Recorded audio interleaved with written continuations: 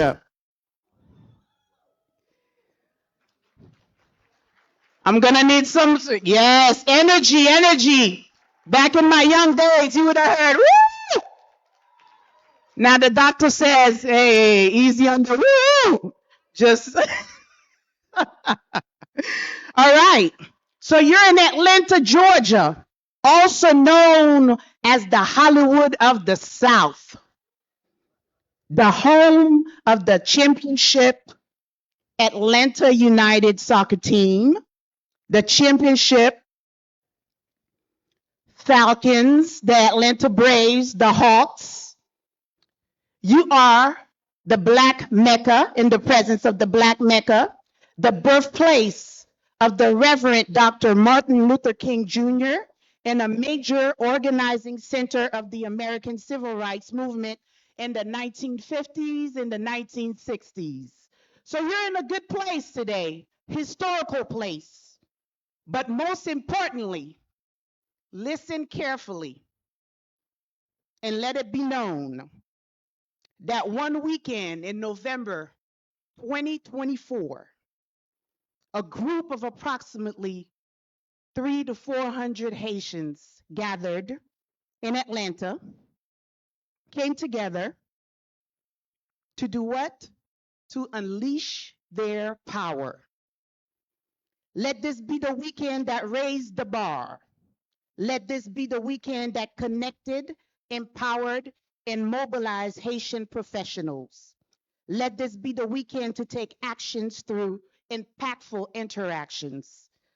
Let this be the weekend that we emphasize the importance of involving women in the process of development and in every aspect of helping our motherland rise up and become prosperous.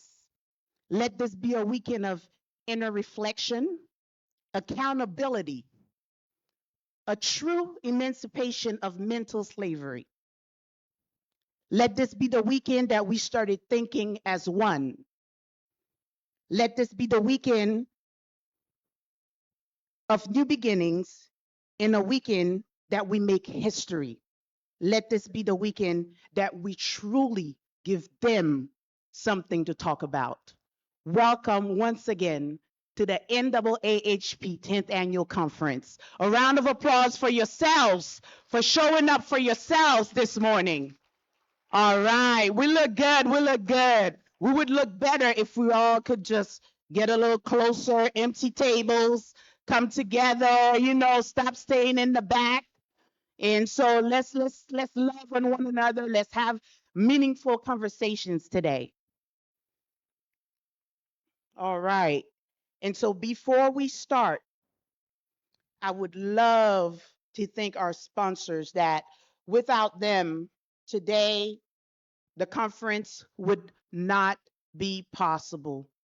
USAID, Meta, PADF, Sanafin, Feed the Future, the U.S. Government Global Hunger and Food Security Initiative, Banque de la République d'Haïti, and Haiti Development Institute.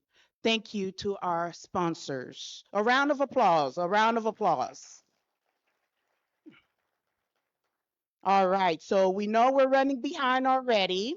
And so I would love to welcome to the stage Mr. Philippe Bayard, who's the president and founder of Sunrise Airways, and Ms. Anna Isabel Bonifaci, who's the executive director of Haiti National Trust. Thank you.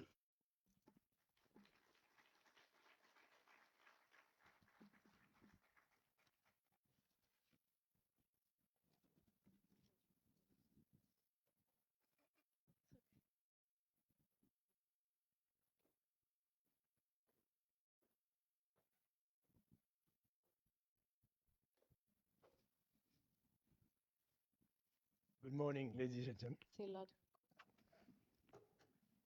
Thank you for letting me know.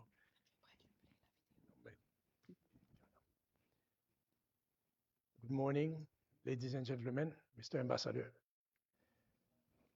Since 2012, we've been working striving hardly to establish Sunrise Airways as a trusted carrier dedicated to improving air access between communities across Haiti and the Caribbean. For small island nations, reliable air transport is a vital lifeline, driving economic growth, providing healthcare access, facilitating trade, fostering cultural exchange, and maintaining essential family connections. The 21st of December this year, we will celebrate our company's 12th anniversary. Our journey has been marked with numerous challenges, hard trials, and difficulties that we had to overcome. I'm not going to have a long speech. I'm just going to list some challenges because many of friends that I met this morning asked me about the challenges that we overcome to be where we are today. And we will highlight some numbers and connectivity map so you can have a better understanding of snapshot of what Sunrise is. We started our first flight from Port-au-Prince to Cape Haitian in 2012. And during the 2013, we diligently worked to connect our first international destination, which was Providenciales. And our first challenge was, at that time, we were going to extend to British Virgin Islands as well with a contract with BVI Airways. And unfortunately, that same year that we start, Haiti Civil Aviation Authority went through an audit, and the results were very catastrophic, less than 5% compliance. So in the airline industry, a company is as good as its safety oversight. So we were flying nicely to Providenciales. In fact, 2 months later, after starting, we were number one on the route. And in 2014, in January, one of our aircraft, we were very small. We had 3 aircraft at that time, 19 seats aircraft. One of our aircraft was vandalized in Cape Haitian Airport. And that same year, American Airlines was going to start operating to Cape Haitian at the end of the year. So I did the right or wrong decision, not saying anything because I did not want to call the attention publicly of that safety and security problem. And so that was in January. So having said that, our flag were observed by the authority in the BVI, and they did an inspection. They were Haitian carrier, they stopped it. Since it's the same authority that oversees Turks and Caicos, our permit was going to be renewed the 31st of March. So 1 week stopped. So we lost the first destination. But so every Asian carrier now, HH is the tail number of the airplane, could not fly to any country that is not category 1. That is category 1 because Haiti then is a category 2 country in the FAA standard. So that led us to go to establish an air operator certificate in Dominican Republic to support the growth of Sunrise Airways. So I'm going to stop there. So this is a challenge that not only it's difficult at the beginning and also requires a lot of investment and resource to be able to get there. So when we looking at the last 12 years, the challenges taught us a lot. We learned innovation, resilience, growth, and capacity to adapt. And the second challenge is that after 2010, we inaugurated LECAI after COVID. COVID came. Despite COVID, we never stopped flying. We diminished the flight. We managed the loads depending on the demand, because some people did not want to travel because they didn't want the proximity with others. They were scared, but we maintained the connection to Cape Haitian. I want to also say that because of the history of Haiti's aviation, all international institutions, missions, international missions like the embassies and so forth, they were not taking Sunrise. So we couldn't fly any foreigners, and any foreigners like IDB, World Bank, they had to sign that it's their responsibility if they fly Sunrise, which is nothing to see with Sunrise. It's a rule because of it has to be safe. So why say this? I think we have won this to establish Sunrise as a trustworthy airline, despite the conditions that we still live in Haiti.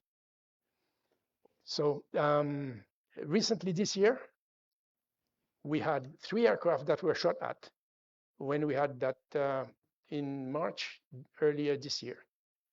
And one of those aircraft was declared total loss. There is one that's still on the tarmac, but it's been delivered back to its owner. And so we had to start back. We reopened the airport with the help of the US Embassy and international community partners and the airport. And well, we still hope that we are on the uphill toward a better future. Now I'm going to take you to some slides that will give you a better understanding of what we are. First, the map of our connections. Well, thank you for reminding me. I will show a video that is being prepared when we were inaugurating our flight to Miami. And I will make a comment right after that, because from that time last year to now, we have expanded quite a bit in the Eastern Caribbean. It is very short. Since 2012, with you and thanks to you, Sunrise Airways has taken off to connect Port-au-Prince, Cap-Haïtien, Santo Domingo, Cuba, Jérémie, Les Cayes, Guadeloupe, Panama, and now Miami. We connect Caribbean people. In 10 years, our company has transported more than 1.5 million passengers with confidence on a fleet of comfortable aircrafts. Sunrise Airways has developed both its network of destinations and its services, adding charters and cargo. Explore Caribbean, our tour operator, is offering packages and island hopping. Sunrise Airways relies on dedicated teams and professionals to ensure vital connections between Haiti's major cities and neighboring islands. For more than 10 years, we have been supporting the exchange of cultures and the preservation of nature that unite all Caribbeans. By developing our network, we pursue the objective of connecting one Caribbean, the region, the cities, and all those who live there, Haitians and Caribbeans. Sunrise is you. Sunrise is us. Thank you for trusting us. Merci en pile.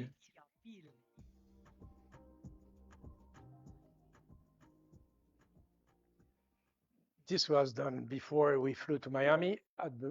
Actually, there are some numbers that are far. We have transported more than 1.7 million. You're going to see this in the next slide. And we inaugurated a network as our vision indicates. We are one Caribbean. The Caribbean is made, and have been part of our basis in our business model. The Caribbean is 45 million people. When you get the nearest Caribbean, the island, talking about the islands. I'm not talking about the Mexico, Panama, which is, I think, 250 million people. So 40 million people, that's a lot of people that we can trade, do business with, and interchange. This year, we spoke about cultural exchange in the video, just published an album that has been, 27 different participants in the Caribbean that created this album under the leadership of Reginald Policar. You can find that on all musical platforms. And why? Because you fly to do something, to connect people for why? What? To trade, tourism, family, travel, cultural exchange. So this is important. And what is missing in our Caribbean region is the trade. I used to fly as a pilot in 2000, in 1980, 1978. And since that time, Turks and Caicos has been buying goods from Haiti, but small things, never something at the industry level. And this always caught my attention. Why? Because there have never been systematic, strategic action to allow Haiti, the north of Haiti, La Plaine du Nord, which is not doing much, to provide Turks and Caicos with certain goods. Okay, and this can be replicated in all the Caribbean.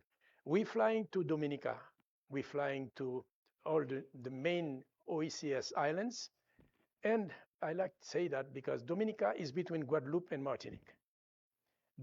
Dominica is a beautiful island. It's an island nature island, and has some goods that are being rotten. That is, they pay in Guadeloupe a lot of money to import. Just to give you, because Dominica is British, Guadeloupe and Martinique are French, Curacao is Dutch. So it doesn't matter what nationality.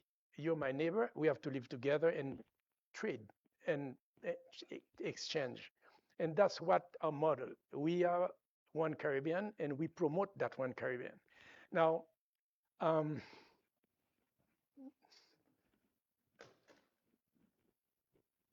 this is a map of our network, actual network. You see the dotted line.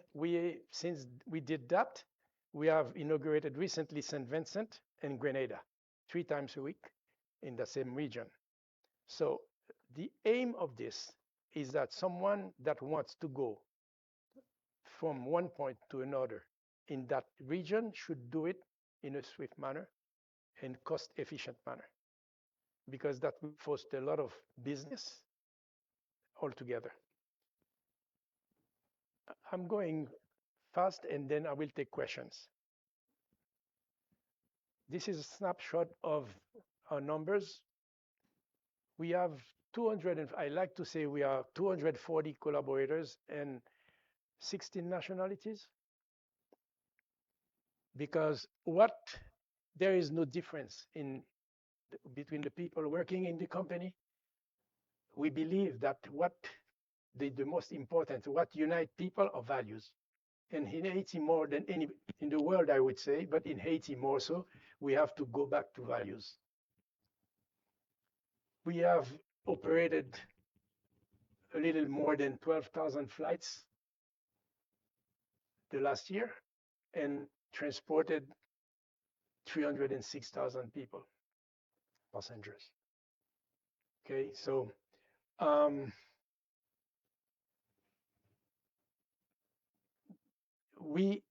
already spoke about the network, and the reason that I have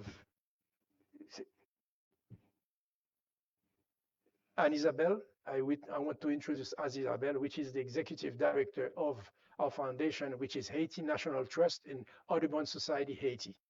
Audubon Society Haiti is a foundation that has been created in 2003, but it went much earlier than that. And it was formalized in 2003 to work and protect the Haiti biodiversity. First, Haiti Audubon Society through bird protection. And this slide, what is important in this slide is, you see this? This looks like a place that is devastated. Yes, it is. It is a very big human impact, cutting trees and so forth. But despite this status, it hosts most of the diversity in that region. That means it's a very endangered place. The other slide is some people say, but this is not Haiti. Yes, it is Haiti. That's why we have to have an urgent action. We're going to show you a little video, and then we're going to continue the conversation.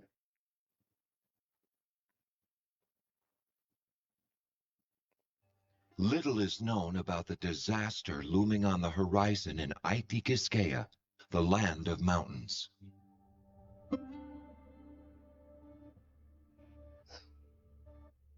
Haiti occupies the western third of the island Hispaniola. Its only neighbor is the Dominican Republic.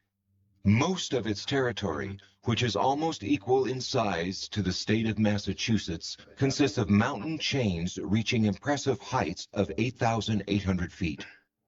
They are among the highest mountains of the North and South American East Coast.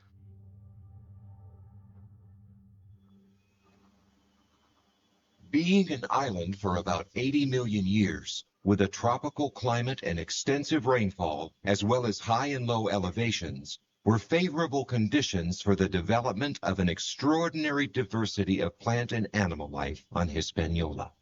About 6,000 plant species and hundreds of reptiles and amphibians on this tropical island are known to science.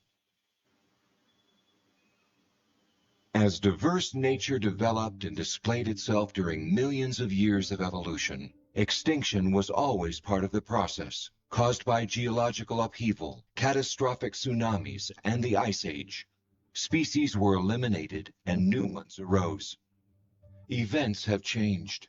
Today, globally, humans are primarily responsible for the loss of biodiversity, resulting in the massive extinction of species. And Haiti is on the top of the list of affected countries. It is long overdue to face Haiti's real tragedy, the loss of its natural heritage and its possible or even most likely loss of future. For many decades, indiscriminate deforestation has been and continues to be one of the main threats to biodiversity. But when natural forests shrink to levels found today in Haiti, the threat becomes a disaster. In 1940, 30% of Haiti's land was still covered by forests. Numbers dropped to 10% by 1970.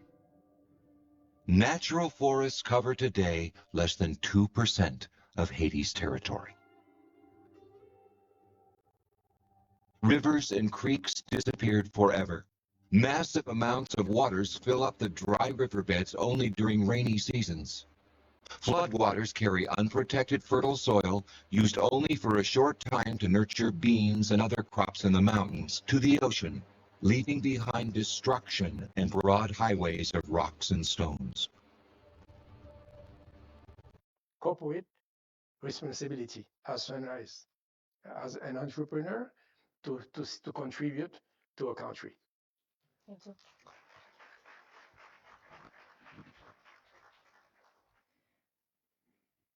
Thank you. Yeah. Thank you, Philippe. Thank you, everyone. And like he said, sorry, we're not only going to talk about planes today. So like you've seen in the video, the environmental situation in Haiti is bad, is really bad. However, there is hope. And today I'm just going to show you what we do at Haiti National Trust. So you're aware of what has been doing in the past years and what is doing at the moment in Haiti to save and protect our environment, because as Mr. Bayard said, you can't invest in Haiti if you don't plan for the future generations to have an environment that makes sense to live in. So Société du Bon Haiti and Haiti National Trust are really sister organizations, and they really work together in biodiversity conservation in Haiti. And we have 6 areas of work that we do. And the first one is research. We have on our board and our team a lot of researchers, people that specialize in Haiti's biodiversity. And I'm going to just tell you a little bit about 2 interesting research that we did very recently. The first one I'm going to talk about is 2 years ago, we set a team to go look for a species of magnolia. Magnolia is the flower that you see down on the right. We know that on Hispaniola, there are 5 endemic species of magnolia. Endemic means it only exists where we're talking about. So here there are only 5 species endemic to Hispaniola. We know that there are 3 in the Dominican Republic, but we also know that there are 2 in Haiti.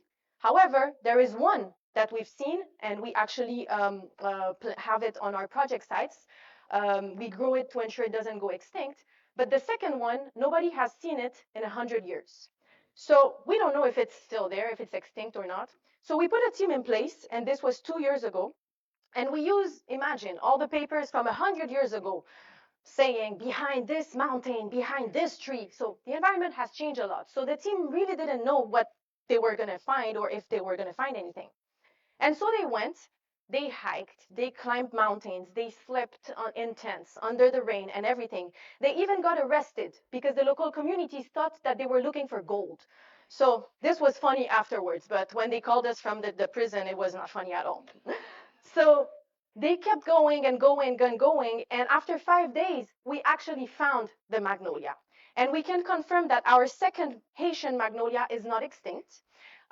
It's still there. We do believe it's critically endangered because the quantity that we found, the quantity of population that we found is very small. And we've been looking for the past 2 years for more funds because Sunrise already gives a lot, but they cannot do everything by themselves.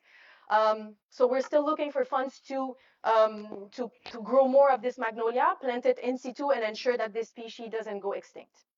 The second little story I want to talk about is the flamingo story that, it's not a story, it's a research, that we did this year in February.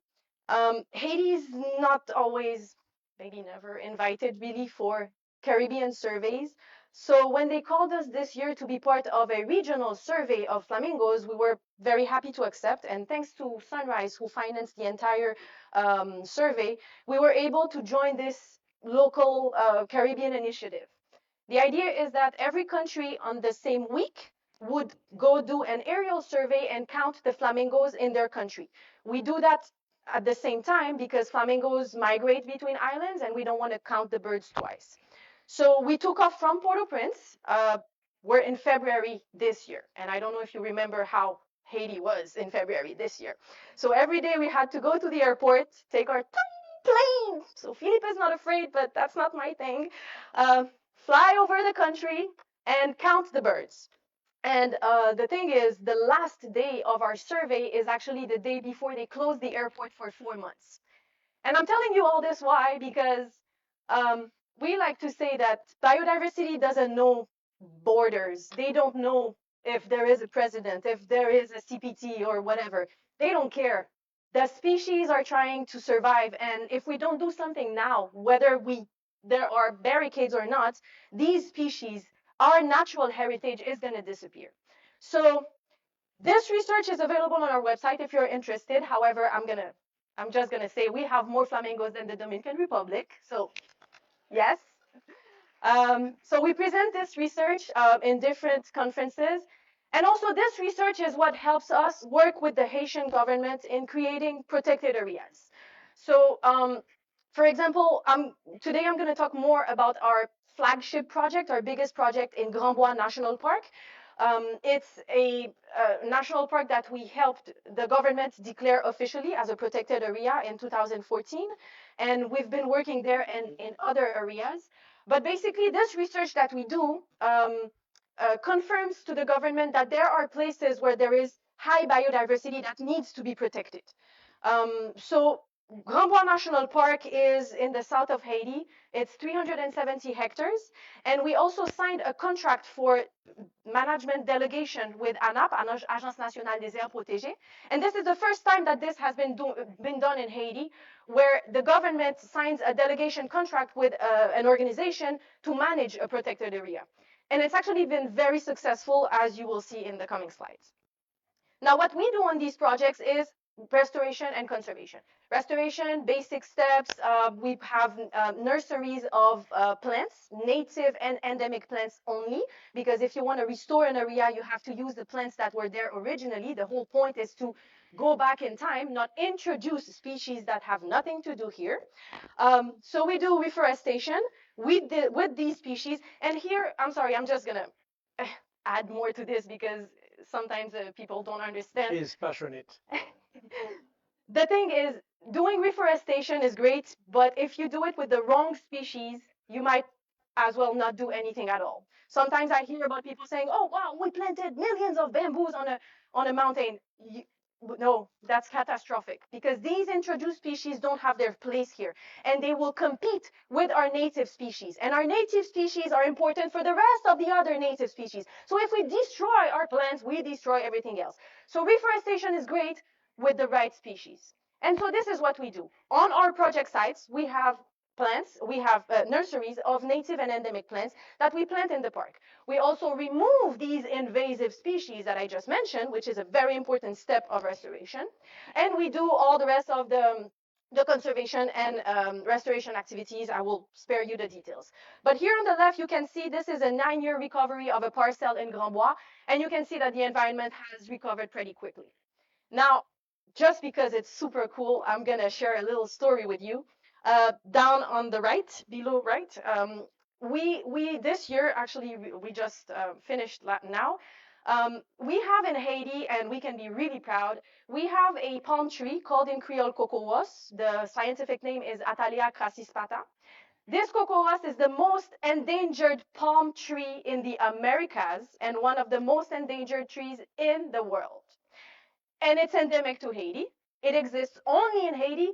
Worse, it exists only in a tiny little place in the south of Haiti. In 2011, we did a research and we found only, drumroll, 19 individuals left in the wild. That was in 2011. We're in 2024. And so we said, okay, let's see if we can find if this palm tree is still there and if we can find some seeds, because the idea is to not let it go extinct, right? So thanks to Fondation Capital Bank, and here I would just like to emphasize on the fact that local companies like Sunrise, like Fondation Capital Bank or Fondation Digicel, when they invest in an environment, it has a great impact. We cannot only depend on international donors. Anyways, let me go back to the story. So we put a team in place and we said, okay, based on the 2011 survey, these are the places where you might probably-ish find some trees. Go find trees. If you do, it's the season, you should find also some seeds. And so the team went, just like the magnolia. They were not arrested this time, thankfully. They went out and they looked for Atalia crasispata. And they actually found some adults left. A lot were dead because remember in 2014 we had Hurricane Matthew that hit the south of Haiti.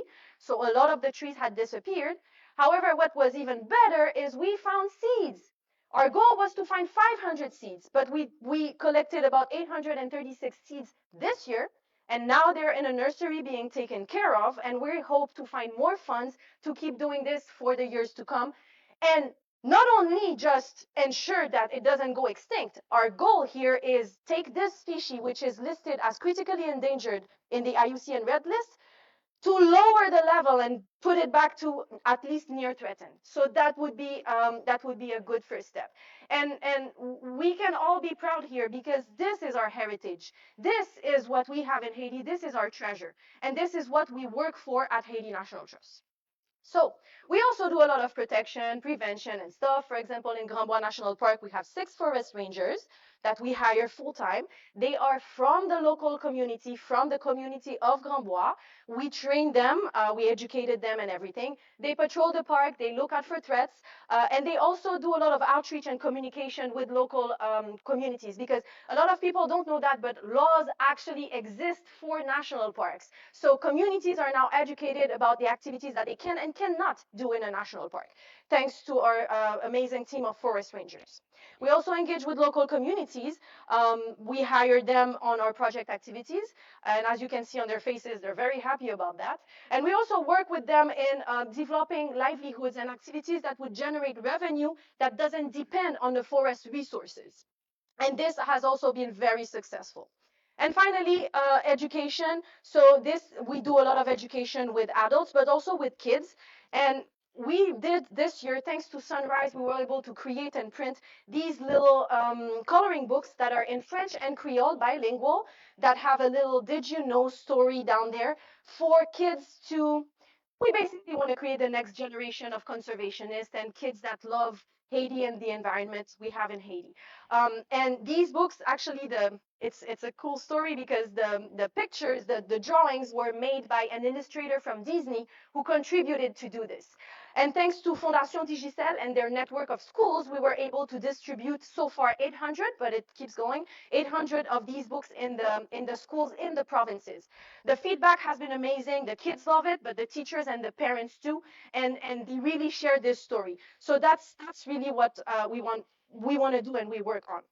So in terms of impact, just for the past 2 years, because I don't want to bore you with the rest, but in the past 2 years, we've planted over 210,000 native and endemic plants in the Grand Bois National Park, covering about 40% of the park, which allows us to protect and prevent some species that we have in the park from going extinct, species that exist only up there and are critically endangered. We also hire on average 40% women on our projects, and this has been really welcomed by the communities because, as you know, Haitian women play an important role in our society and our culture. But also the last impact, and I think would be the greatest, is community support.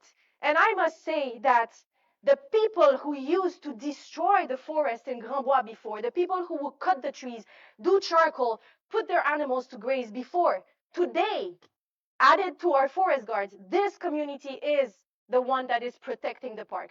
Not me, not Mr. Baya. They are protecting their park because they understand. Thank you. So I think it's time to stop saying that this is Haiti. This is just a little piece of our history. It's Port-au-Prince. It's not Haiti. We need to stop saying that. Show this instead, because this is Haiti. This, this, or this. I can keep going, but you get the point. So I would like to end by saying that there are no barren lands, only barren minds. But here I'm going to change the end. Let's leave Haiti better than we found it. And attends, and thank you so much. And also, qui j'en remédie là? Con Conservation without money. Faites avancer les couleurs. The colors is just conversation. So thank you very much. Well, I just want to make sure to check one thing to let you know. The southern part of Ouais, ben voilà. Voilà. just to call your mind on something, the southern peninsula of Haiti is the home of in excess of 16 different species of frogs that only found there in the world. So Haiti is small. It's even smaller because, as Isabel was saying, the best example is the Massif de la Selle in Baoruco. It's the same mountain chain. If you go down up 10,000 feet, you see one mountain chain. The species established the boundary in themselves. And I also, at that time when I went to Washington once, I said, well, some species enjoy double nationalities and perhaps different nationalities because in my yard, and everyone in Haiti can observe, or in the US, they say they are US American birds, but they go for the winter to mate and for food, and they come back. So what we do have an impact here. So that's why it's important to have a coordinated action for conservation in the world. And the migration of species generally, butterfly and birds or fishes, they are something that call your, I mean, when you look at that, you cannot remain, you know, indifferent to this. So that's why I wanted to say this. Thank you very much. Thanks. Now, If you have questions about Sunrise question. or Haiti I'm National sure now, Trust, I think we have. because of the environment, it's more interesting to hear Isabel and myself. It's just numbers and destination. I think this is more thrilling than As you can numbers. see, he's also passionate about the environment, not just planes. So if you have any questions, we have time. Yeah, there is. I think there's a mic.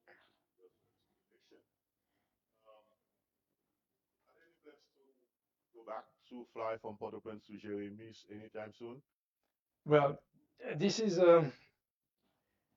personally, Sunrise have been doing a lot of mission there to evaluate the runway. There was too many restrictions. You know, in every given industry, you have to homogenize your fleet, whether it's cars or airplane. In the case of Sunrise and in the Caribbean, as per se, because of small islands, small country, we have a diverse fleet that goes from 9-seat aircraft, 9, 90, 30, 50, and bigger airplane when we go to Miami, for instance. Unfortunately, we're still looking forward to have a possibility to fly to Jeremy, but we're going to initiate that soon with a 9-seater. That will not, it's not the adequate airplane to do that. But generally speaking, the best solution should be to extend the runway. That would make it. But unfortunately, with the land tenure, you know, it's very complicated in Haiti. So they're working on it, but no one knows when this could be resolved. Yeah, my name is Leslie Kernisant. Of course, I'm part of the Haitian diaspora. One thing that I would like to, first of all, thank the young lady to at least raise the awareness on our natural richness, and I do appreciate that. The second thing I would like to also congratulate Philippe Bayard, whom I know quite well, for expanding Sunrise despite the many roadblocks that he encountered, not only socio-political, but also economic. And I will say, quite frankly, we have always been not been treated quite fairly from the international world. I don't know it's because of our race or because of our braveness and defiance as a people, but certainly we have not really been treated the way we should have. That being said, one thing that I would ask you, Philip, since in Haiti, it's been a tradition that most business are somewhat privately protected. As you know, you mentioned sustainability of any business can be enhanced by what we call inclusivity. In other words, most businesses here in America, when they really want to have resources to sustain their operation, they always turn to the public in the form of an IPO. Now, I'm part of the diaspora. I will tell you quite frankly, the hidden fortune of Haiti is its diaspora. I'm not talking about a diaspora that is in America. I'm talking about the diaspora at large. When you think in terms of how many of us are outside of the country, if you were to say 2 million in the US, 800,000 in Dominican Republic, close to 250,000 in Latin America, 300,000 in Canada, 250,000 in Europe, you're talking about having 1/4 of the population outside of the country. So my question to you, since you really want to expand, would it be fair to say that eventually you will think of including the Haitian diaspora at large in the form of an IPO? Well, it's very, very good. Thank you for the questions. Um, I'm going to say something that I've never said in public.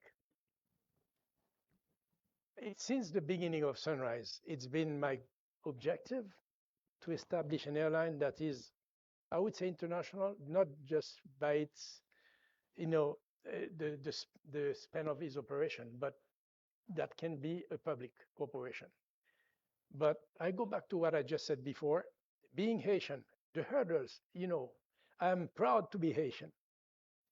In fact, she gave me this, and she didn't like it, but I said I need that better than you You do. stole it. Now I You stole stole it. it. Yes. Okay, so this is something that is possible, but in order for me or for Sunrise to go public and to cut your attention, it has to be, you have to have the trust of putting your money in something solid that have good reference.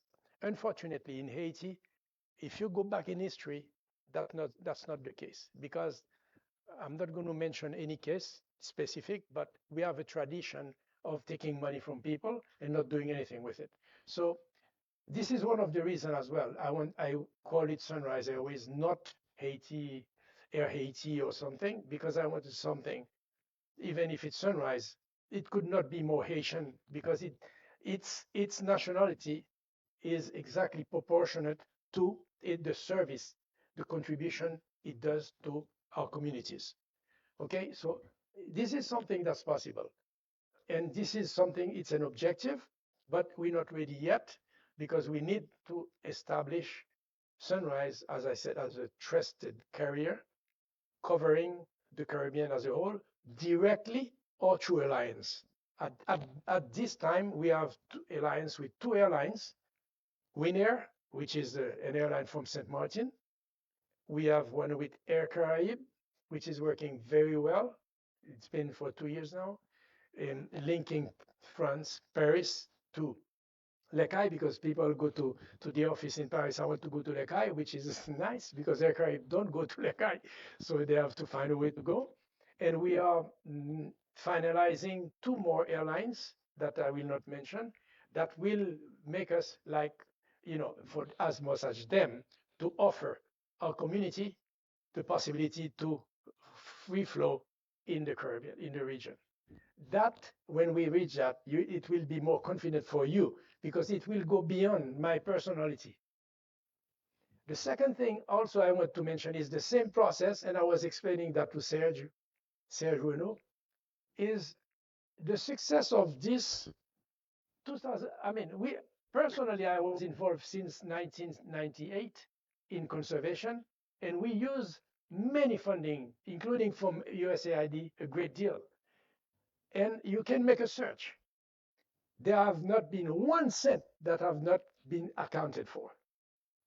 This is also rare in Haiti. I'm sorry to say it. And I'm not putting this because it's me. There are some other institutions that are very serious, but there are not many, which is different from US, Canada, or anywhere else where it's the norm. Here in Haiti, unfortunately. So that's the value. And that's why, and I second Anne Isabel, I urge you to contribute yourself. You want to participate? You want to participate in Sunrise? You will in time. Just help the foundation continue the work so you can create a better world in Haiti. And also, that better world is also empowering communities, because I'm not going to take over migration, because I know it's a very, very Sensitive. touchy problem. But I would say that if you take any Haitian, you give him some sort of normal living, sending the kids to school, have to eat, etc. That guy is, as they say in Creole, wapakuzel. So it's not a problem of race or whatever, it's a problem of means. We have to elevate the level of life of our people. Then it will be better to talk to Dominican Republic, better to the US. We need to do that. That's our responsibility, not the international community. So that's why it's very touchy. We, at the moment, we are suffering. We don't fly to Cuba. Before COVID, we used to fly 25 to 26 flights a week to 4 destinations from Port-au-Prince to Cuba. Right now, 0, because of insecurity. The border with Dominican Republic is closed. So that is very damaging to us. We're going to keep going because that cannot stay. And the only way, the only future for this island is together. And I'm sending a message together, whether Dominican Republic or Haitian. I know that what we've been living these days have first a lot of anger from both sides, unfortunately, but there is no other way. We have to find a way to prosper together. The future is together. Thank you.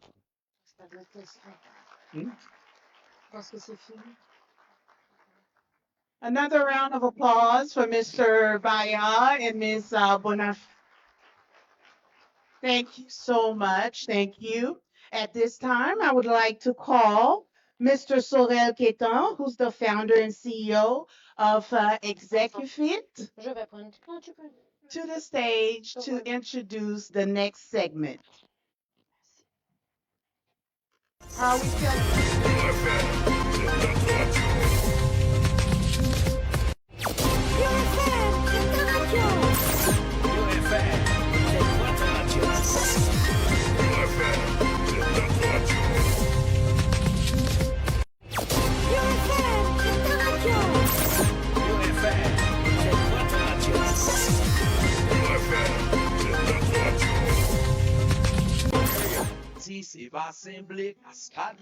It's my honor.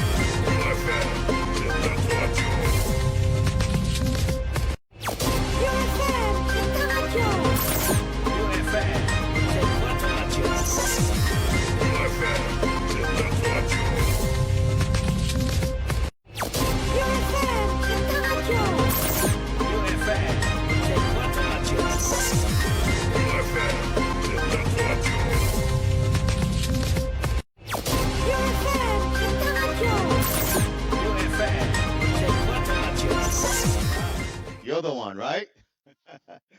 My name is Sorel Ketan, and I'm honored to be participating in this conference. First, my thanks to the organizers of the conference. Serge Werneau, I'll name you, and I know what you'll say. You'll say, it's not me, it's the team. So, in your name, I want to acknowledge the team that puts this conversation together. It's a really important conversation, and I'm glad you're here for it. It's my honor at this time to introduce to you Miss Jennifer M. Link. She is the USAID Haiti's mission director, and she arrived at that post in September 2022.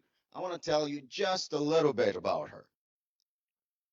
She's a seasoned diplomat with a proven track record of leading complex humanitarian and development initiatives in very challenging environments. She's held key roles in the USAID, overseeing critical programs in countries like Haiti, Yemen, Syria, South Sudan, and Iraq. Her expertise spans a wide range of areas, including democracy and governance, conflict resolution, economic development, and humanitarian assistance. I could go on, and I won't. But I do need your support and your help to introduce and welcome the USAID Haiti's director for Miss Jennifer M. Link. Welcome.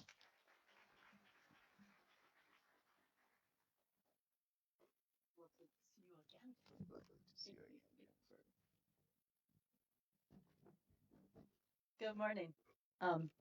We were at the conference in February together, so it's always lovely to see people who are tracking Haiti on a continual basis and continuing to help. I did want to say thanks to everyone this morning for your very active participation in this week's sessions and your many comments. Your engagement's vital to the important work being done by the growing number of people and institutions in Haiti that, despite the immense challenges we've seen, are coming together to build a brighter future for the Haitian people. The U.S. government remains steadfast in its commitment to helping the people of Haiti navigate and overcome the many adversities they face. In particular, through USAID, we are focused on addressing the growing water security challenges in the country. For over 3 decades, Haiti has been grappling with longer periods of drought and increasingly severe flooding, both of which threaten the availability of safe water. This has far reaching implications for every aspect of Haiti's development: economic, social, and environmental. And I think over the last 2 years, we've seen how critical those shortages can be with the reemergence of cholera and the reemergence of border issues between Haiti and its neighbor, the Dominican Republic. In response to these challenges, USAID's partner project, one of our partner projects, Sanafin, is working with Haitian sanitation service providers, financial institutions, local authorities, and the Haitian diaspora to address one of the country's most pressing issues: sanitation pollution. By focusing on this area, we aim to protect the already limited water resources in Haiti. Sanafin's work is critical in supporting sanitation businesses across Haiti. They are doing this by leveraging grants and increasing access to affordable financing for key stakeholders, including sanitation service providers, local authority, and at the household level. In particular, Sanafin is focused on de-risking investments. That means you guys, improving the management of sanitation services, and building the capacity of financial institutions to better support the sanitation sector in Haiti. I want to take this opportunity to congratulate the National Association for the Advancement of Haitian Professionals on its recent partnership with Sanafin. This collaboration, co-created under the umbrella of USAID's new partnership initiative, marks a pivotal moment in strengthening the connections between Haiti and the diaspora community. As a new partner, the Alliance will be instrumental in engaging the Haitian diaspora in this critical work by bringing attention to the development goals related to greater success to well-managed sanitation. This alliance will help promote the broader impacts that sustainable sanitation can have on public health, economic development, and resilience. At USAID, we prioritize sustainable, climate resilient solutions that not only enhance sanitation services, but also bolster the overall well-being of vulnerable communities. We believe that strengthening local systems across various sectors, such as water, sanitation, and finance, is key to building resilience and ensuring equitable access to essential services for all Haitians. USAID's approach to development is rooted in the belief that locally led development is essential for long-term success. We work closely with partners like the Pan American Development Foundation to empower communities and build local capacity. Sanafin exemplifies this approach by collaborating with Haitian government entities, the State University of Haiti, sanitation providers, local fintech, advisory firms, and financial institutions. A key strength of the Sanafin project is its engagement with the private sector. Through strategic partnerships with financial institutes like Sofides and Louvier, who have committed over 6 million to enhancing sanitation services in Haiti, Sanafin is making significant strides. Additionally, our collaboration with Kohler Innovation for Good has led to the development of waterless toilets, showcasing our commitment to innovative sanitation solutions. And if you've never seen a waterless toilet, come down to Haiti. We're happy to show it to you. It's a whole ecosystem that literally changes people's lives. Imagine right now if you didn't have a toilet. It's really important. At the heart of this project is SaniPay, a digital sanitation services platform developed by another local partner, HAITIAN, a leading Haitian financial technology. SaniPay enables the diaspora to purchase sanitation services for families and communities in Haiti while also ensuring transparency and accountability in service delivery. These partnerships are crucial for expanding access to improved sanitation and laying the groundwork for sustainable sanitation infrastructure in Haiti. Sanafin's efforts are also aligned with the U.S. Global Water Strategy, which emphasizes the importance of inclusive, resilient, and sustainable water and sanitation solutions. At the core of this project is the power of partnership. Together, we are addressing Haiti's sanitation challenges in a way that fosters sustainable growth. This collective effort is a testament to what can be achieved when governments, the private sector, and communities work hand in hand towards a common goal. To further explore how we are financing climate resilient sanitation systems and services in Haiti, I'm pleased to introduce the USAID Sanifin panel. You will soon meet when they come up on stage the CEO of HAITIAN, George Andre Rene, the chief of party of Sanifin itself, and a staff of PADF, Isnel Pierreval, and the founder of ADEM Foundation, Jean-Patrick Lucien. During this session, they will provide deeper insights into Sanafin's project and introduce SaniPay, the critical tool that helps mobilize resources for sustainable sanitation solutions. Each of you here today plays a role in helping advance this important work, and I encourage you to engage actively in the conversation. Finally, I'd like to highlight that the National Alliance for the Advancement of Haitian Professionals, as a new partner with Sanifin, will be crucial in strengthening engagement with the Haitian diaspora. The Alliance will connect our local service providers to a global community of Haitian professionals, fostering transformative relationships between members and stakeholders. Their work will help mobilize the diaspora organizations to support climate resilient sanitation systems and services across Haiti.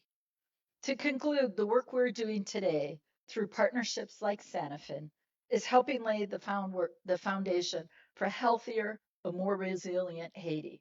Let's continue to collaborate, to innovate, and invest in a sustainable and prosperous future for the people of Haiti, one that has sanitation. Thank you.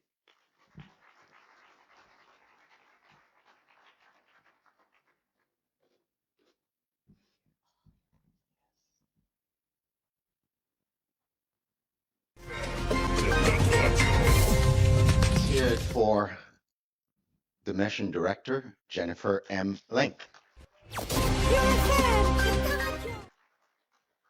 She's already introduced by name and title the members of this panel, but I want to introduce them to you formally and have them stand and come up to the stage.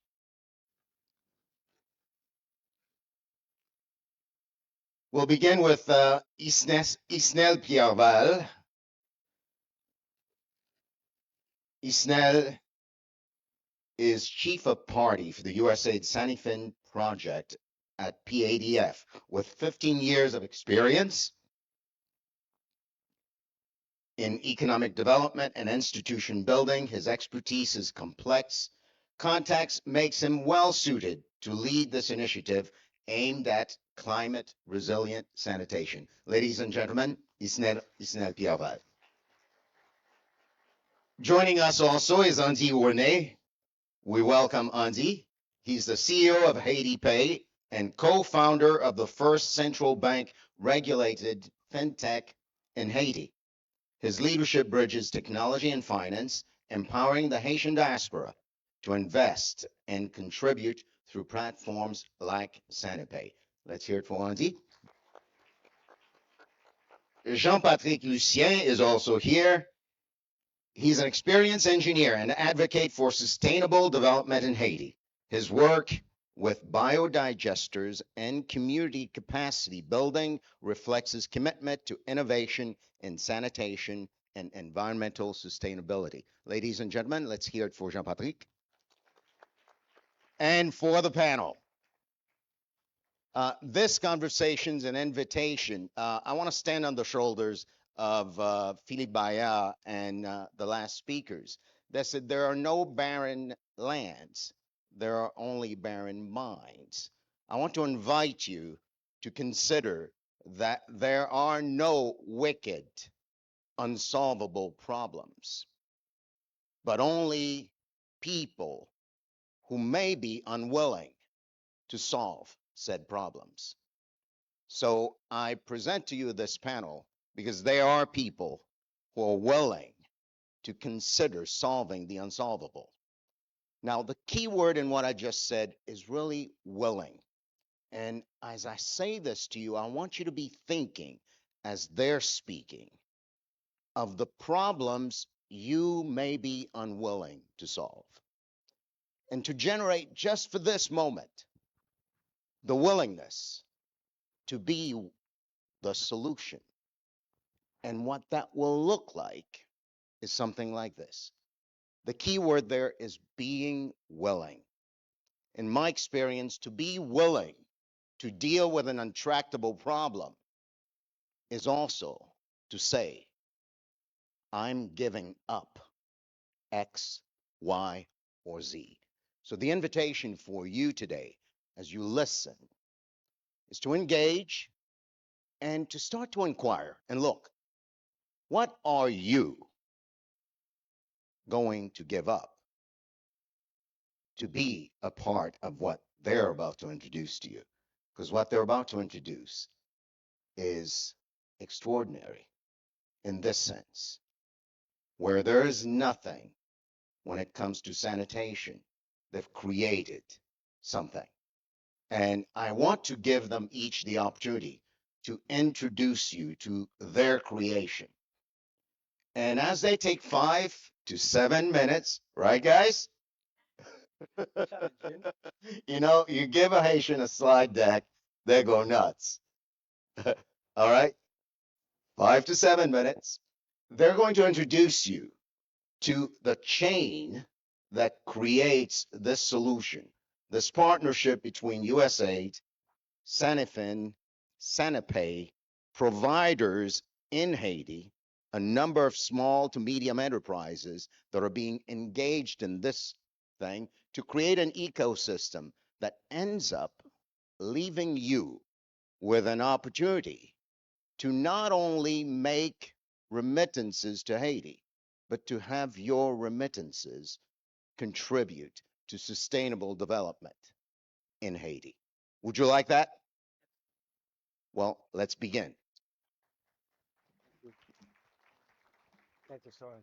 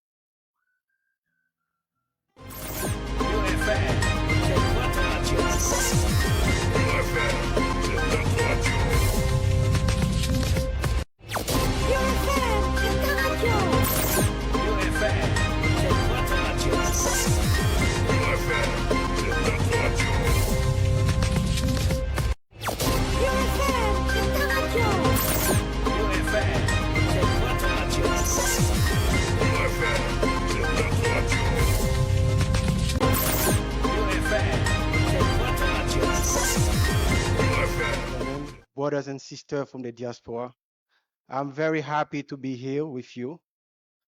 I'm so excited to see your generation and experienced member of the diaspora coming together, lifting each other, and more important, to get involved in a meaningful way here and also in Haiti.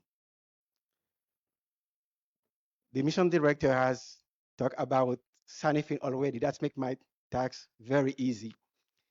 Therefore, I will more concentrate on talking about why and how you at the diaspora, you can finance climate resilient sanitation service and system in Haiti.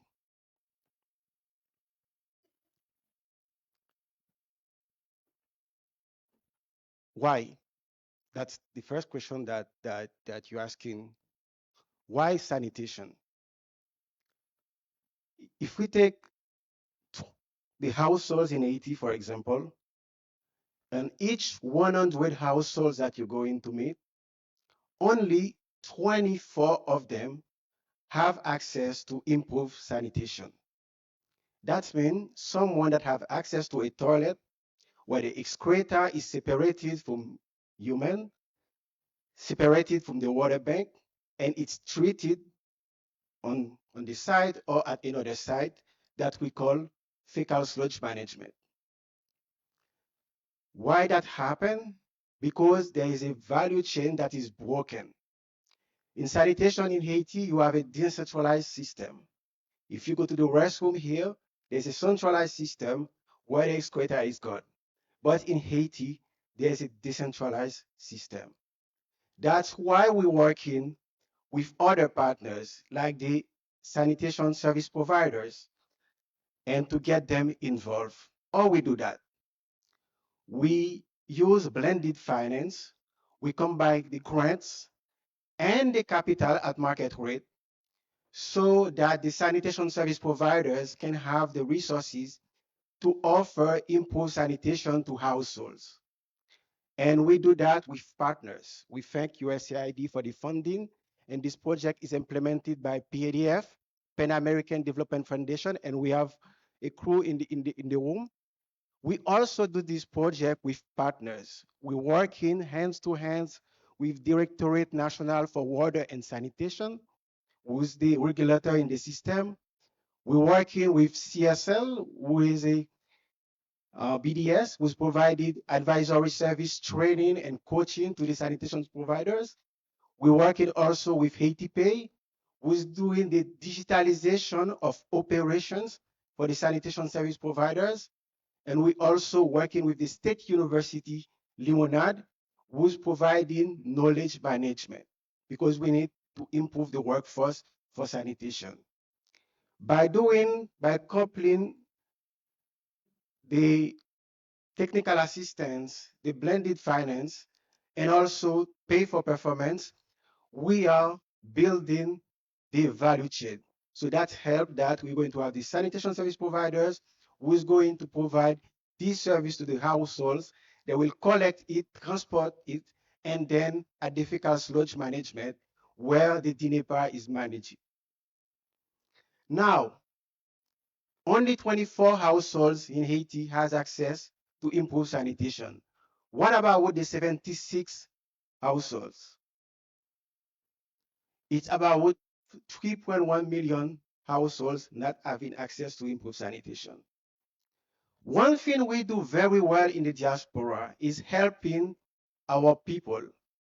And we do that sometimes in one important way by supporting education of the people that you have in Haiti. If we look at this chart, you're going to see that every year, the diaspora sends about $4 billion in Haiti, about 25% of the GDP. But we can do a bit better. And I think Philip Bayer just told that. We can do just a bit better. For example, we can do it to sustain the investment that you do in the family. I think every one of you in my generation, you know Jasmine from Bello, but I'm going to talk about Yasmin. That's not her sister, but do you know what happened to her? Yasmin is a very beautiful girl, very bright, and she comes from a family of four. And that's one of the 3.1 millions that doesn't have access to sanitation. She goes to school. She has an auntie in Florida, Her aunt loved her very much. Every year she sent $140 for the school year. Last year of primary school, last quarter, she got a typhoid because of poor sanitation, diarrhea. This is one of the 16 million cases that we have every year. That's the statistic from 2019. And as you may know also that half of the case of mortality from diarrhea comes from poor sanitation. So Jasmine, it's one of the statistics. 2 weeks, the parents are looking for ways to know what's happened. On the third week, they find $37. They go to a doctor. The treatment takes 2 weeks in general. So after 4 weeks, she backs to school. Fortunately, she's safe. She's not the statistics of the one that go to mobility, the 50%. But unfortunately, she doesn't pass the exam. And that was the beginning of the end. We lose all the investment. You are the diaspora, all the investment that you did during all the years. She lost 1 month of school, and we lost a beautiful asset in the community.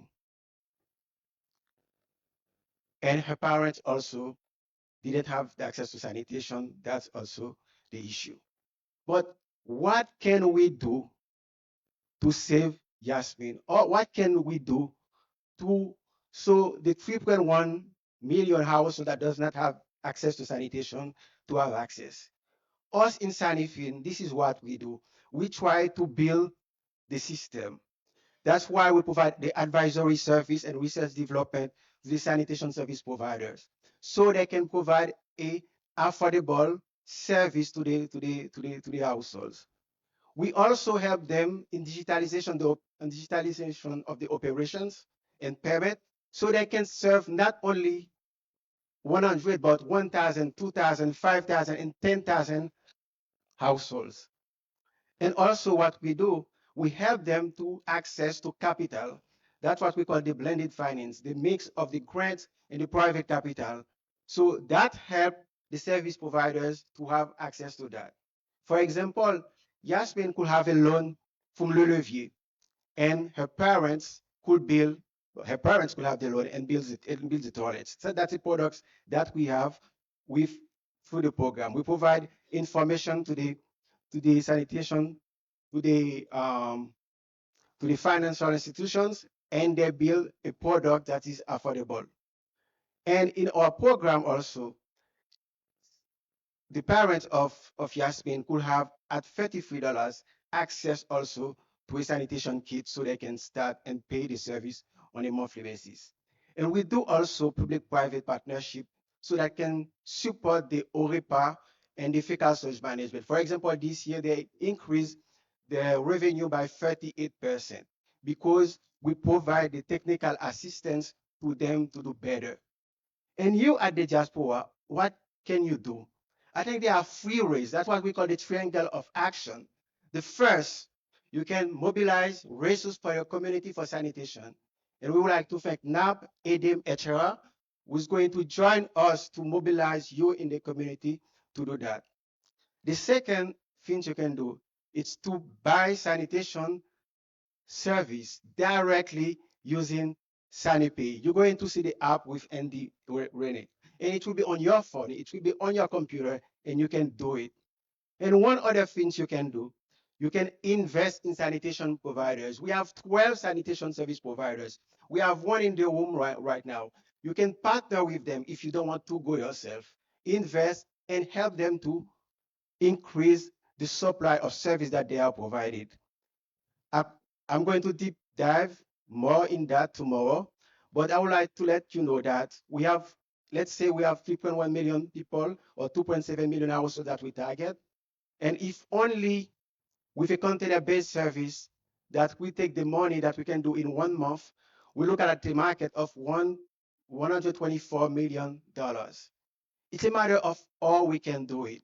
If you're not convinced about that, take a step back, look at what we do in telecommunication, what we had before, and the way we do it. It's about the technology and the quality of the service.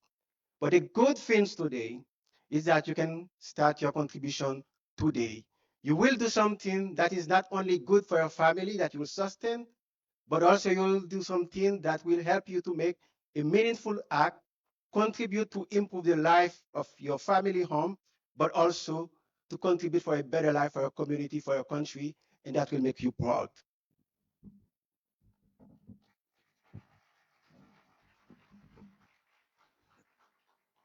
Thank you. Let's acknowledge Mr. Snell Pierreval. You know, often a presentation like that is done, and I'm in the audience just listening passively.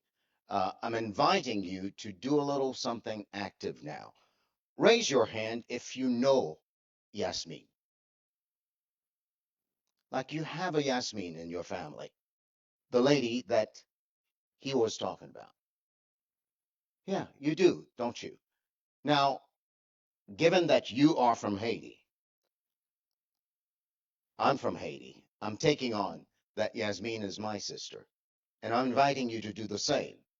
Now, whether you have a Yasmin or not, are you starting to see for yourself the opportunity to have the remittances of the diaspora do something beyond just providing the bare necessities to actually contribute to the development of Haiti?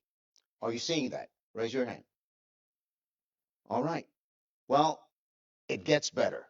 Auntie Renee is going to come up and create for you what looks like the perfect solution for payments and investments through SaniPay.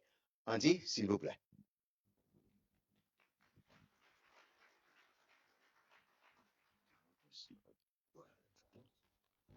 Hello. Hi. Hi, everyone. My name is Andy Rene. I'm the CEO of HAITIAN, the first Haitian fintech, and we just got our certification from the central bank, and we're currently regulated from the central bank. So we're formally a financial institution working with, in collaboration with the SaniFin project. You might ask yourself, what does a financial institution have to do with the sanitation business? And allow me a couple of minutes to explain to you our thought process in collaborating with the SaniFin project as a fintech, as a private entity, and as a financial institution involved in developing the ecosystem in Haiti.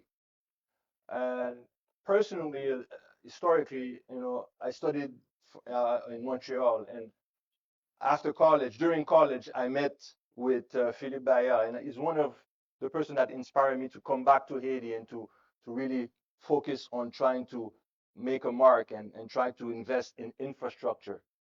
I remember in 95, he came across the apartment, and that's when he had his business plan for Sunrise. So he told you 2012 that he started, but he started back in 96.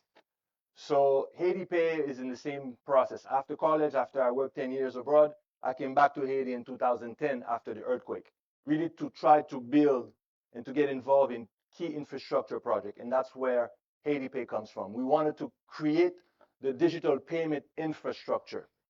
Took us a while. We just got certified by Central Bank 13 years after, but it's a long process.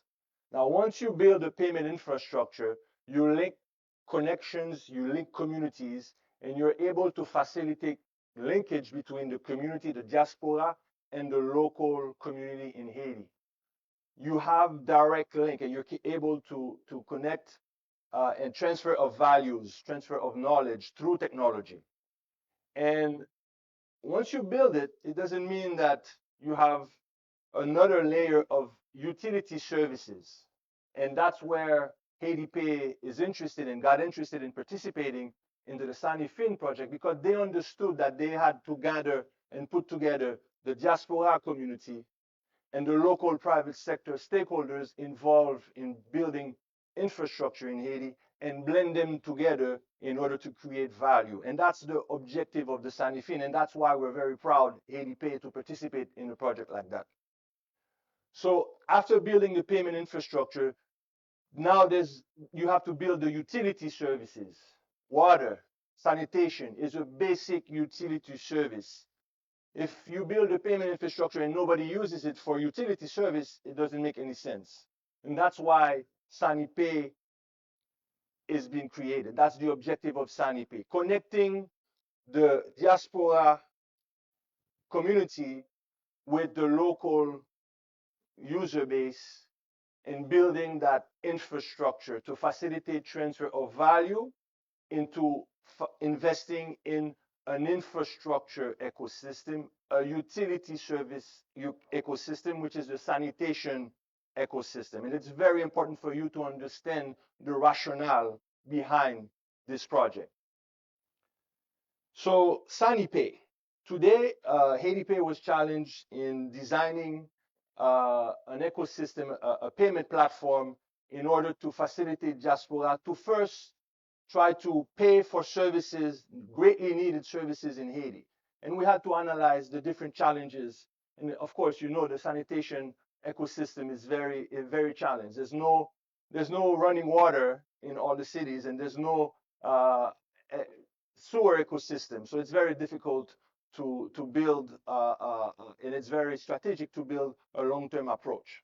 So what we did is basically try to develop a solution where the market, the diaspora market, can get involved and pay directly through service providers for their friends and family in Haiti. How many people have sent money in Haiti before? Raise of hand. Okay. How many people have sent money in Haiti for a specific purpose and the person not quite used the money for that purpose that you intended? Exactly. When you send money in a cash format, there's no one guaranteeing that the money, once it gets in Haiti, it pays for the school, it pays for the doctor, or it pays for the sanitation service. So we try to exactly develop a platform where you can pay directly the service providers for the benefit of your family in Haiti. So we will look about the different user experience, a user experience from the client perspective, you as a payer of a sanitation service for the benefit of your friend and family in Haiti, the perspective of a service provider that is now connected directly to the funding market, to the diaspora that now has a larger market base to offer its services with additional challenges and additional obligation because it's a different client. It's a different client with different requirements. And also the local operational level where you have individual stakeholders, individual servicemen going about and carrying out the work of the sanitation. So access, it needs to be accessible, both to people in Haiti and to the people in diaspora. In Haiti, internet is not accessible to the whole population. You still have those smart feature phone, the EDMPZ, when we call it in Creole. So we need to be able to have a platform that is accessible for the local community. And of course, the Android, iPhone of these worlds, you each have either Android or iPhone, and the internet website accessible through sanipay.com, which is easy to remember, sanipay.com. You go and you can access the marketplace. So we had to develop a platform that is accessible into all those channels. Now, from the client side, when you go on the SaniPay platform, you need to be able to see clearly what is the offering, what is the catalog of the service providers that are active in Haiti that will execute the work that you order on the platform. You need to be able to easily, quickly place an order. You need to be easily, quickly confirm the payment with whatever payment instrument that you're using, whether it's a credit card, a debit card, or a mobile wallet. And you need to confirm and track the execution of the work because sanitation service is not like downloading a movie or downloading an ebook. There's a sequence and there's a timeline for executing the work. You order and you have to make sure that the serviceman in Haiti or the service provider in Haiti does the job to your liking and executes the job well before the payment and the money is transferred finally to them. Okay, so this is the challenge that we had to think about in Haiti Pay when developing the platform.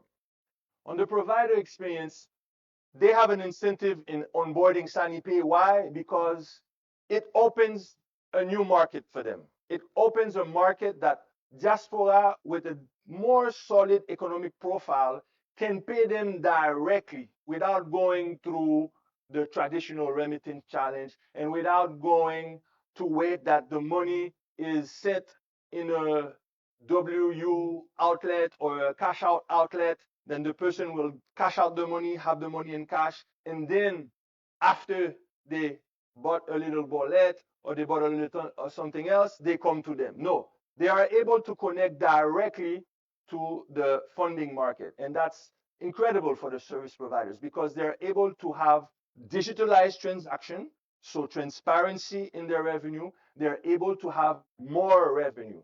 And we all know that this data, this revenue information will then help them later words to provide proof of their business model and eventually reinforce their position where they're going to be asking for traditional financing with local financial institutions. So it's very important for the service providers. For the servicemen, it brings them into a formal ecosystem. For servicemen that have the bouette that are going to take the trash and dump it in nature that you don't know where they're going to be dumping it, or the bayaku that will clean manually a latrine and that will dispose of this and you don't know where it's disposed. Well, they get onboarded into a formal ecosystem where they will get training, they will have support, they will have technical assistance, and they will be matched with a stronger, larger service provider that will get them and subcontract them to execute part of the work. So we need to have a capacity to track those individual stakeholders, those individual servicemen. So we develop also an application for them so they can capture those markets and collaborate with the larger servicemen so they can actually do the job. So SaniPay is basically this global end-to-end platform that will provide payment, transparency, tracking, technical assistance to both the service providers, the large ones, the medium ones, and the individual service providers. And in turn, it will provide data on the market. It will provide more information about how much waste is collected, making sure that the waste is collected in a standard way in collaboration with the DINEPA, and will provide more transparency to you, the diaspora market, that are making sure that your money is put to a utility that is done in environment friendly and a compliant approach. Now, we're collaborating with NAAHP and with EDIM in order to sensitize and to market the platform for you to actually be users, to operate the platform, to use the platform, to give us the feedback that what you want to see as new feature on the platform. Tomorrow we have a breakout session where you can actually download the application, you can look have a great experience on the look and feel of the application, and we'll have a complete 1 hour for you to do a demo and to actually use the platform. But I want to make sure from the time I have on this tribune today to invite you to onboard this very, very important project, which is called SaniFin, and the SaniPay being one very important segment of this project. Because we're talking about investment in Haiti, you need to base your investment in transparency, in building trust. And this is only by having the digitalization of the transfer of value that you're sending in Haiti that we will build that trust. So the first step is to digitalize payment. Once you have those service providers that have digitalized payments, that have revenue, that are transparent, that then you can go and have that discussion into getting involved as investors, as funding specific service providers, and it will go on a full cycle where you can be involved from not only a client, but now as a stakeholder and as a private investor in the very essential sector that is a utility sector like the sanitation industry. So it's really a process, and we're really building into Sanifin that approach from connecting community, the diaspora community, to the users in Haiti, connecting the local financial institutions like Haiti Pay, like Le Levier, like other cooperatives in Haiti that finance and participate in the Sanifin project. Haiti Pay, we're building the SaniPay application, and then later on connecting supporting DINEPA so they can better regulate, better support the local stakeholders and get to a fully funded ecosystem, So we count on you to share the news, share with your friends and family the SaniPay application. We'll have a presence in social media. We hope that we co-share and distribute the information about the SaniPay platform. We invite you to contact the local providers that we have in the room. We have CEO of the CB Group, Sani Clean. We have sanitation, other sanitation providers with us, and also pass the word in the local media, in the diaspora. We invite you to do that. So we're very happy to participate in this project, and we remain available for any question that you have. And we invite you tomorrow in the breakout session to really go more in depth in the application. Thank you. Thank you, Anzi. There's something about remittances. You know, Haiti imports the majority of the goods that my family members and your family members buy with the remittances we send. So what that means is that the money goes to Haiti and does a big bounce and goes right back out. What's critical to see about this initiative is that it creates a natural place where the money we send goes to Haiti and circulates among providers for a period of time that's way longer than usual. So not only will our participation through this creates the opportunity, are you okay? Creates the opportunity for us to collectively contribute to the development of a very critical sector in Haiti, the sanitation sector. It also creates the opportunity for us to build Haiti's economy by creating a space where the money we send stays in Haiti a lot longer and circulates among service providers, creating an ecosystem of healthy enterprises that are committed as much as we are to creating something that makes a real difference. Now, as members of the diaspora, raise your hand if you're involved in any way, shape, or form in an organization that is a charitable organization or an NGO making a difference in Haiti. Almost all of you. So we've done it before. We continue to do it. Jean-Patrick Lucien is going to come up now to share with you some of the success stories of the diaspora and also continue to encourage you to participate. Let's hear it for Jean-Patrick Lucien. Thank you, everyone, and I want to thank everybody for being here today. It's wonderful to see many of some friends that I haven't seen in a while. And I want to thank USAID and PADF for inviting us to be part of this project. My name is Jean-Patrick Lucien. I'm the Executive Director of ADM Foundation. And if anybody knows about me, I work mostly on the island of Île-à-Vache in the south of Haiti. So what we've been tasked to do as a consortium of the NAAHP, ADM Foundation, and HRA is to really try to capture the diaspora into ways to invest in this community or in this Sanifin project. And our approach, or maybe I won't be good, I won't spend, okay. So one of the tasks, the three tasks that we have to do is first mobilizing financial and non-financial investment through the diaspora. We also feel that sanitation should be part of disaster management in Haiti. With a country so prone with disasters, we do think that it's necessary to think of sanitation when it comes to disaster management. And then number three, when I was asked personally to join this project, I did make the case to PADF that we cannot be talking about sanitation without the involvement of the municipality, because in every country, the municipality is really takes the ownership of sanitation in Haiti. So how do we plan to mobilize the diaspora? So we know, for example, most of the people that are sending their 100 and $150 in Haiti are really part of a faith-based organization. There are about 500 churches in the US that we think we can reach out to and really make the case for them to, or for the congregation to consider sanitation services as part of a necessity for people in Haiti. Hometown Association. I've been part of very different organizations that we reach out to. Hometown Association.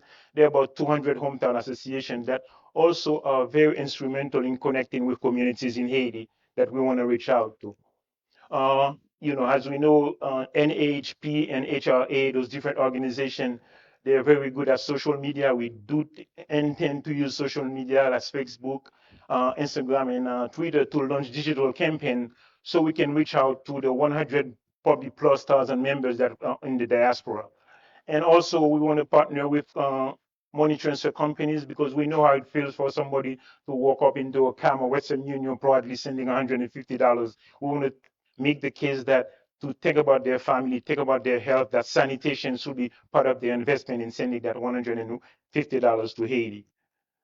Also, we have this great conference. This is ways for also to talk to the diaspora, those events that HP specialize in. That's their expertise in HRA to organize events and then fundraising events in Haiti, here and then target the diaspora. But me personally, I wanted to talk about the outreach to the municipality. And I'll just give you a simple story. Back in 2016, I was asked by the mayor of Ilavash to become a representative of Ilavash in the US. And one of the major issues was sanitation issues. So we reached out to the US Naval Academy and then to a professor that I know was his name was Ethan Loss, and then to come up with ways to help them with sanitation issue.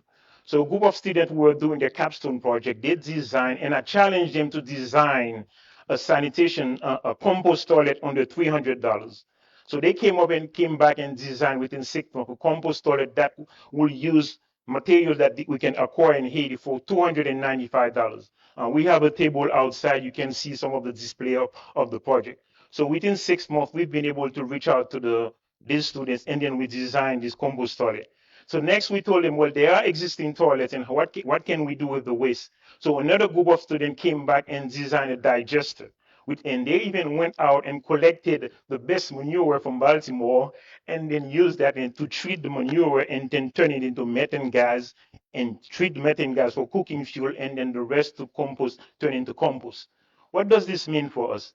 What it means for us is that for this partnership to be sustainable, because I know the real question everybody is going to ask, so what happened after 5 years when there's no money from Sanifin? There's no money from USAID? What's going to happen with this thing? So what we think that needs to happen, we need to turn the ownership of all of those projects to the municipalities. We need to be able to empower the municipalities to take ownership, to take responsibility. We need to sustain them as well, because they're the one who've been hired to be the representative of their communities.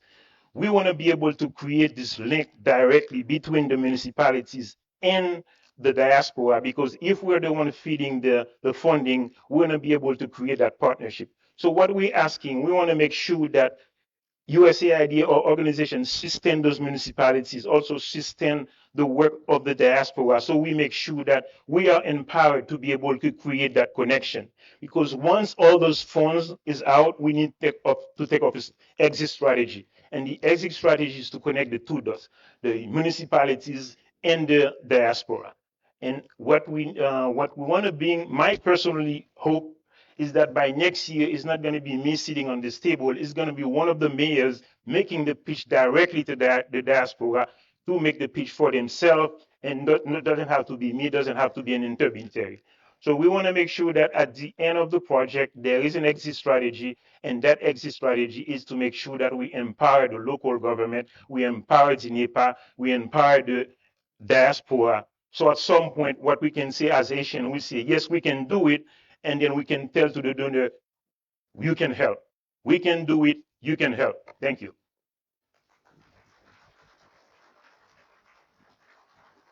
All right, let's do it a little louder for them. In just a couple of moments, it will be your turn to ask your questions. Raise your hand if you already have a question. All right, we have several questions, but I want to ask them 2 questions just to stir the pot a little bit as you formulate more. And I'll start with you, Unzi.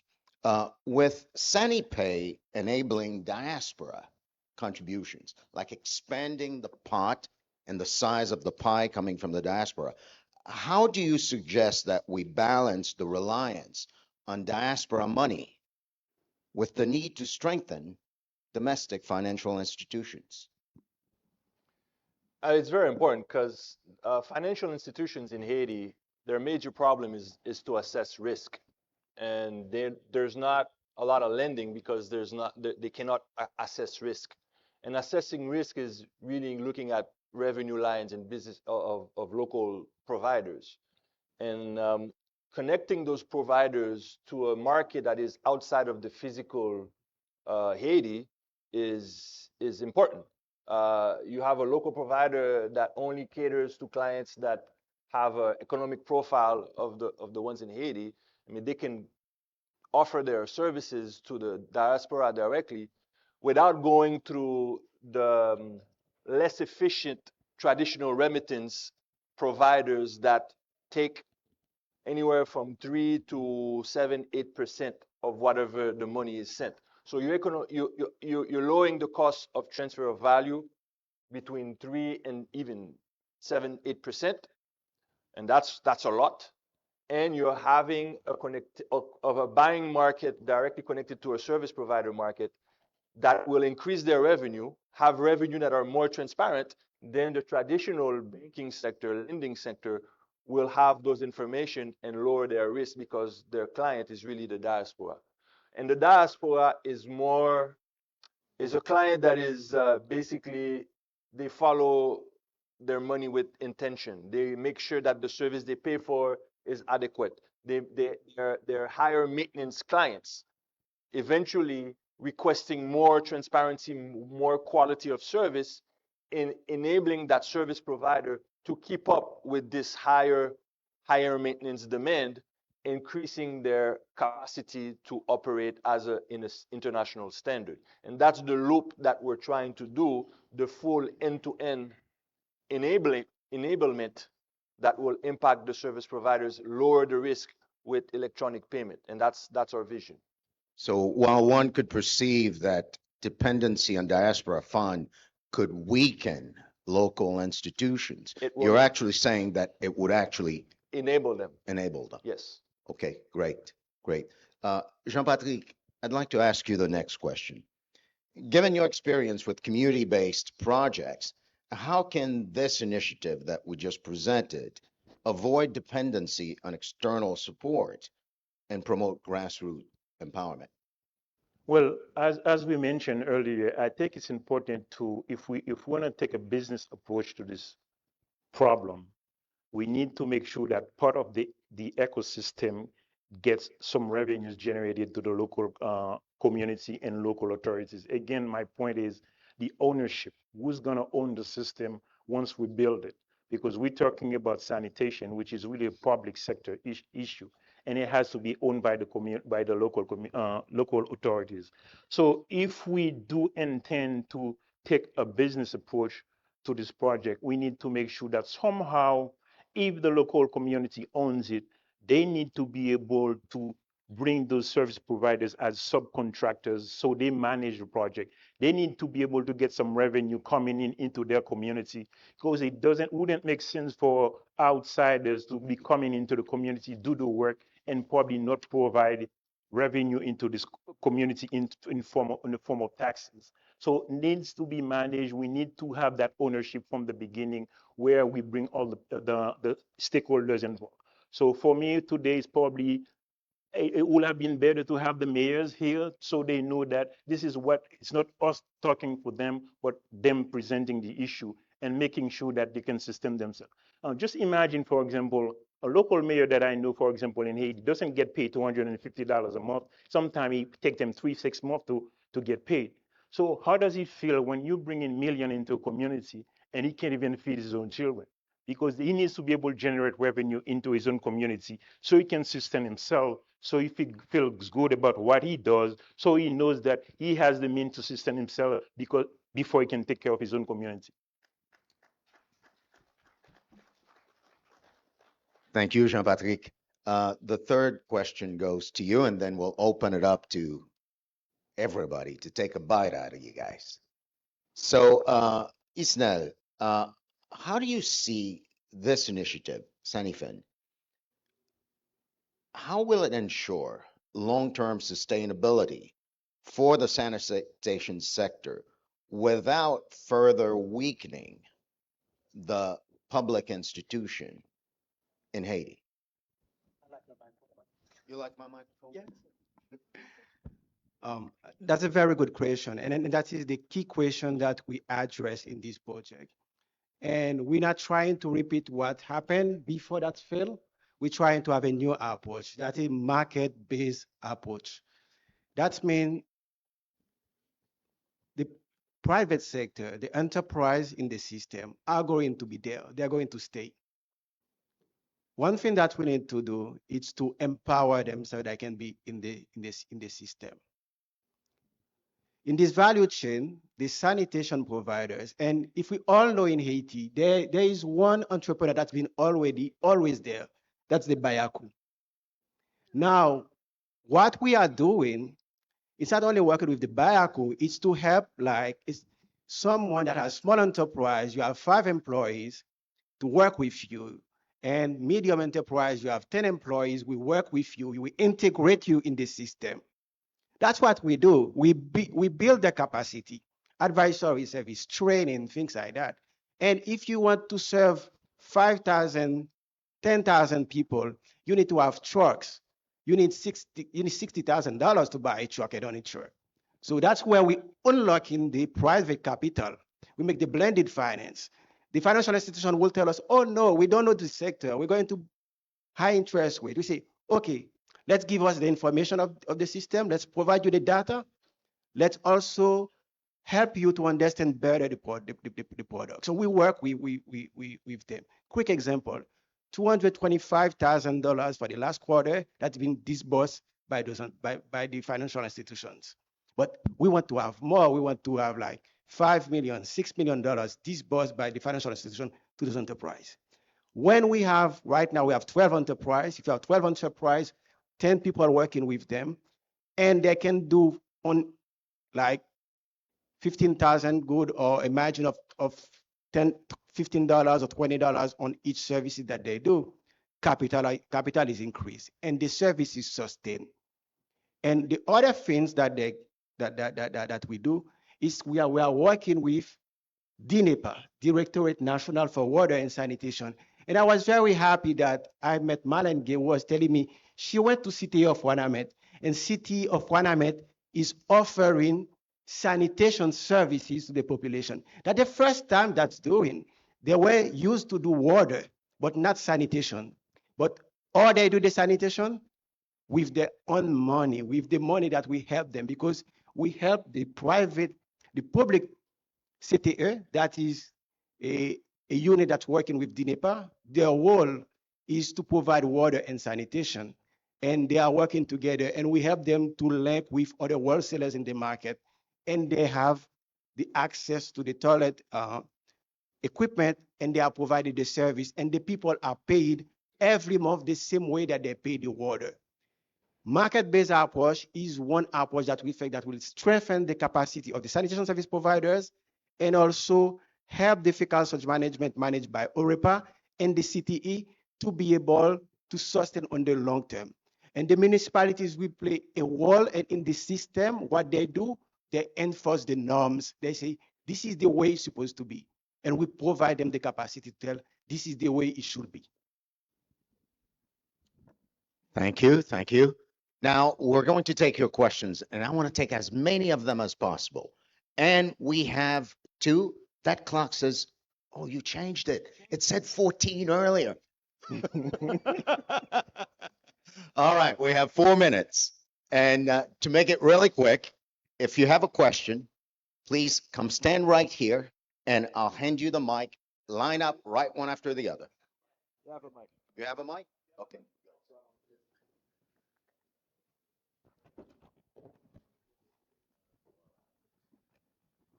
Make the question a question. I'm going to look at the clock and I'll end it right at the time. Yeah. Good morning. My name is Clifford Barron, CEO of Sunny Waste. My question is for Jean-Patrick.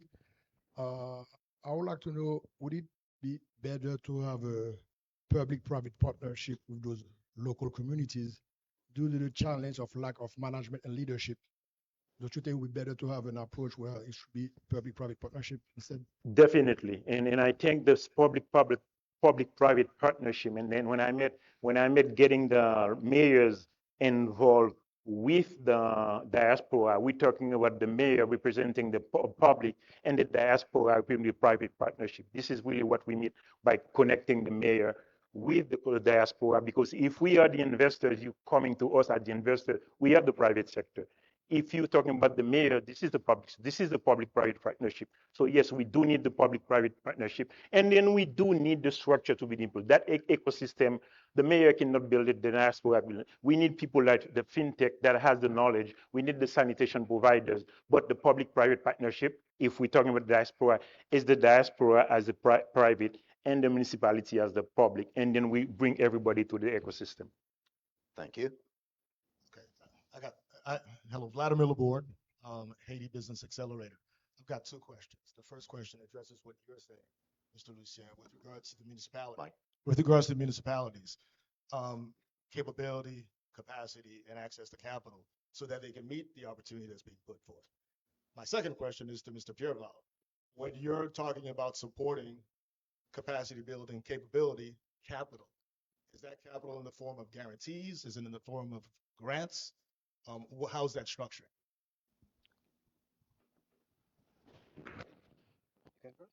Go ahead. All right.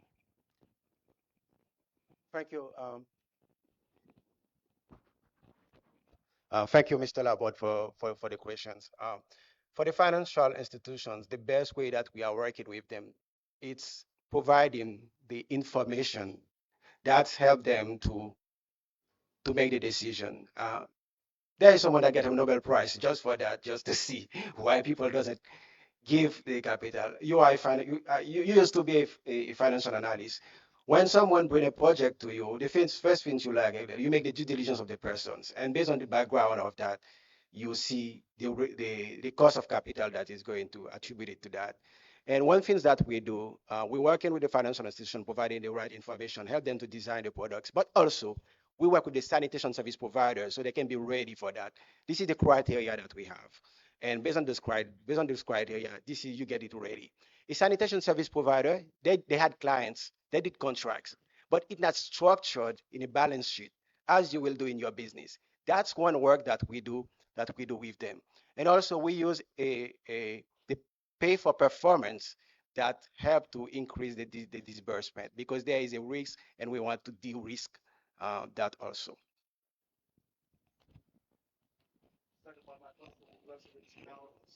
Is there a capability, capacity when you're talking about doing public-private partnership?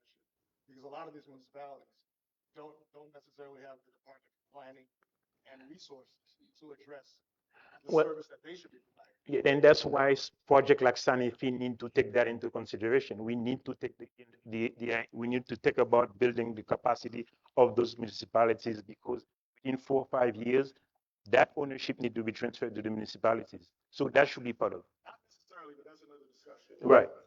Well, that's all depends on who you elect as the mayors. They can regulate, but they don't necessarily have to execute.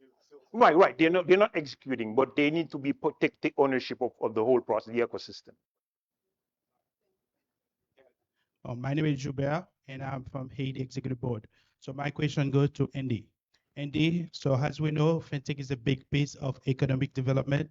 So I wanted to know, as you create Haiti Pay, how to accelerate the payment system by allowing more fintech company like SunnyPay to explore new market, like real estate or any other type of industry, and advocate from the central bank for those fintech company to be licensed, because that's the main problem we see. How do fintech company can get licensed from the central bank so that way we can get more players in different sectors?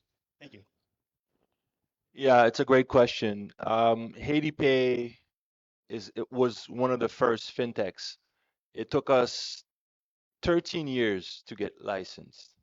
13 years after requesting central bank, after writing central bank 3 or 4 times. But I want to mention that projects like Sanifin, Haiti Pay had benefited from an earlier USAID project. It was called, sorry, High Five. Claude Clodomir is in the house.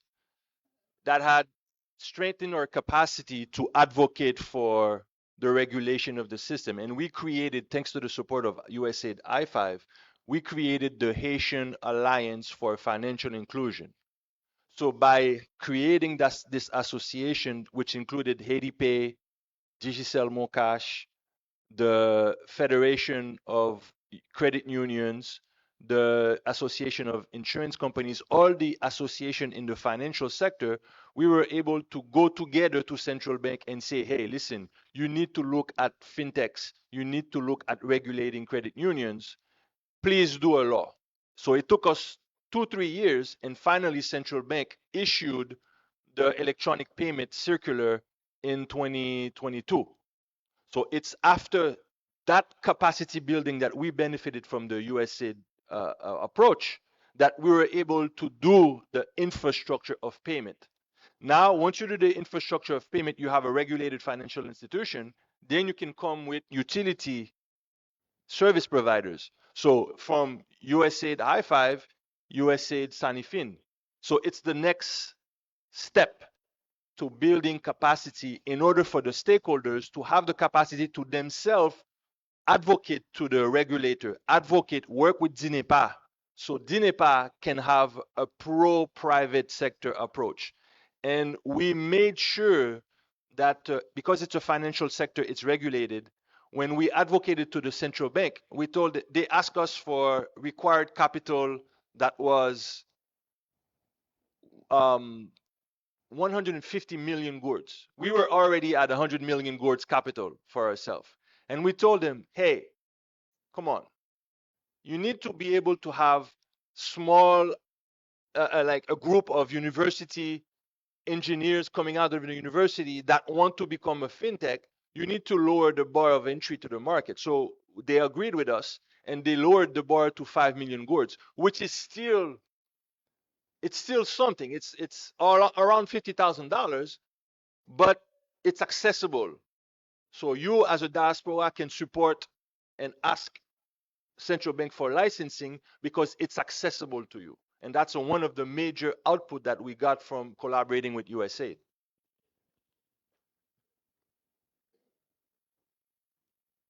Gentlemen, I am so sorry. They will cut my head off if I let you speak. But here's the deal, guys. I know you have great questions, so I'm inviting you to look at these gentlemen. Jean-Patrick, Andy Wernet, Isnel, you can't miss them. Follow them to the breakout session and follow them to lunch. This conversation is really important, and I don't want your questions to go unanswered. So thank you for understanding. Remind them of the breakout session tomorrow. The breakout session is tomorrow. It's in the schedule, so do find it. 3:15 p.m. So in the interest of time, I now invite you to salute them. Gentlemen, thank you.